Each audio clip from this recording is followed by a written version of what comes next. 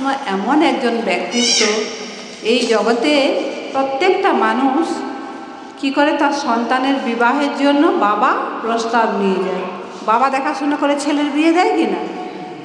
কিন্তু পিতামহ ভীষ্ম এমন একজন ব্যক্তিত্ব যিনি তার বাবার বিবাহ দিয়েছিলেন।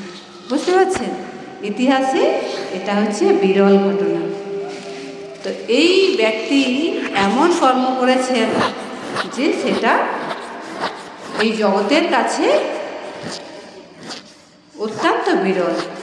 তো সেই জন্য এই পিতামহ ভীষ্ম কী করছেন না, তিনি হচ্ছেন ভগবানের শুদ্ধ ভক্ত।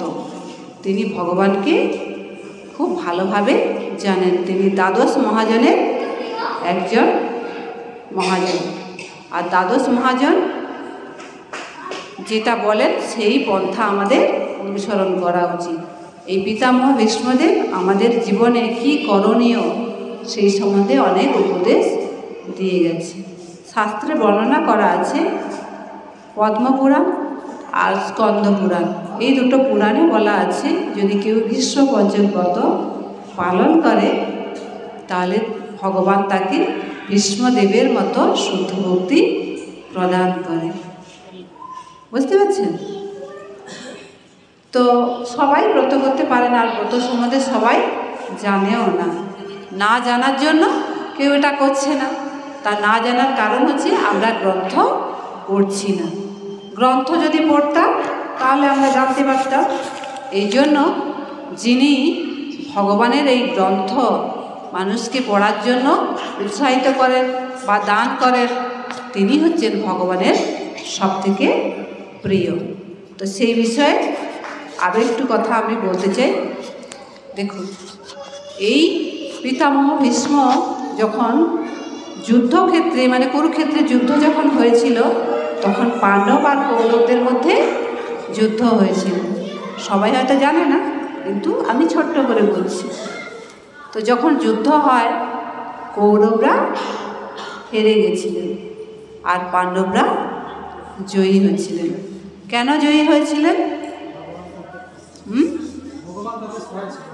তাহলে ভগবান যার সঙ্গে থাকবেন তিনি জয়ী হবেন, তাই তো?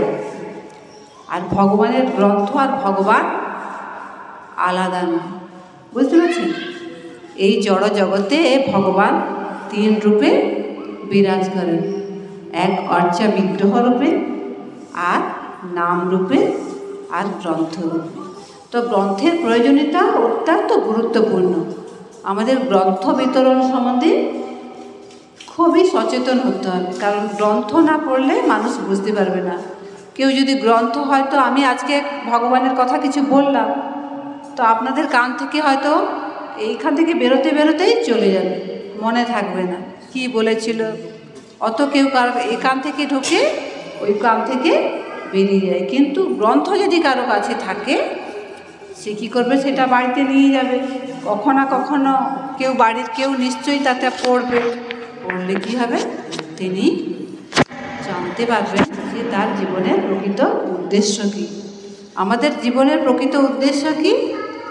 আমাদের উদ্দেশ্য হচ্ছে আমরা এই কষ্ট থেকে মুক্ত হতে চাই, তাই না? তা আমাদের জীবনের সব থেকে বড় কষ্ট কি? কি কষ্ট? কষ্ট আছে আপনাদের? কি কষ্ট?